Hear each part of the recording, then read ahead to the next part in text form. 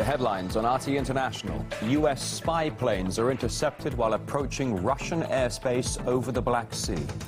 Also, this hour. This is why Islamic State is so difficult to push out. Our correspondent William Whiteman reporting from the Libyan city of Sirte, still not safe despite Islamic State terrorists fleeing the area after they leave well-disguised booby traps ready to blow. And Donald Trump, a shadow of his former self, as he takes the sting out of his politically incorrect style.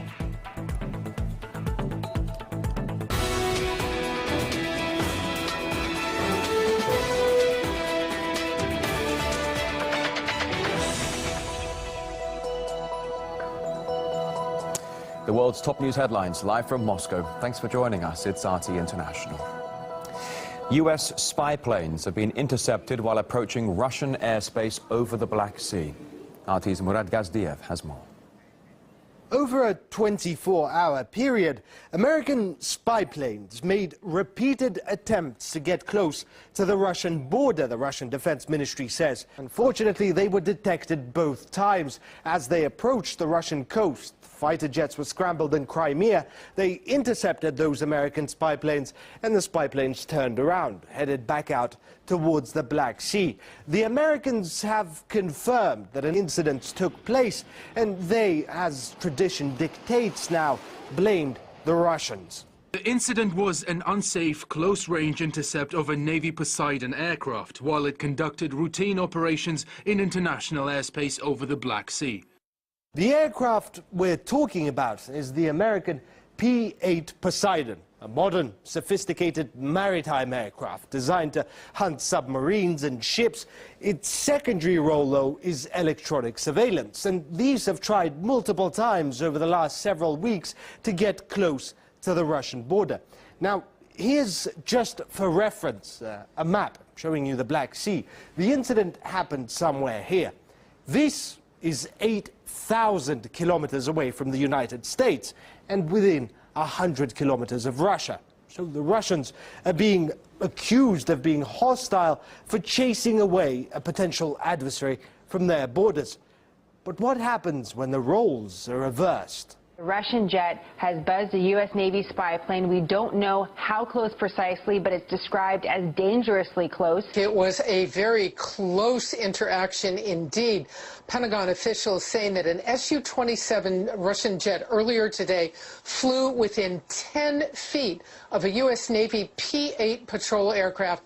You may remember, back in June, there were a few big stories about how NATO fighter jets had to be scrambled to intercept Russian aircraft in the Baltics. They were flying then in international airspace, yet nevertheless Russia was being hostile. According to the NATO, it seems like a no-win situation. If Russia chases away NATO jets at its borders, it's being hostile.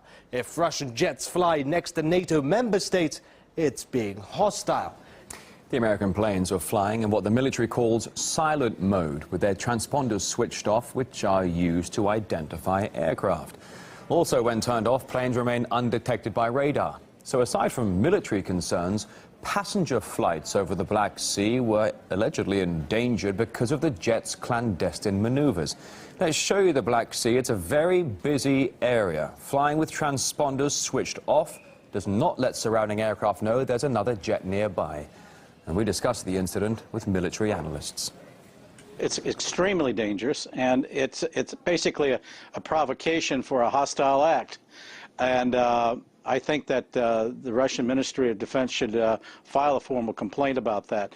When an aircraft like that is flying without its transponders, it cannot be identified, and it was only right that Russian jets scrambled to at least identify what the aircraft was. And basically, with the transponder off, it tells me at least that the aircraft was probing, sensing what would light up, what radar systems would light up that would cause that would be alerted, and what defense systems would be would come on as a result in order to identify where they are actually located. And being in that area is almost a provocation in and of itself. You don't see Russian aircraft flying within 100 kilometers of the U.S. border or stationing ships out as we have. Seems to be a policy-driven provocation, something that is geared to produce a reaction that might play into the hands of those in the United States who are looking for conflict. When we do have an exercise of when you want to watch them. So I don't think it's a coincidence.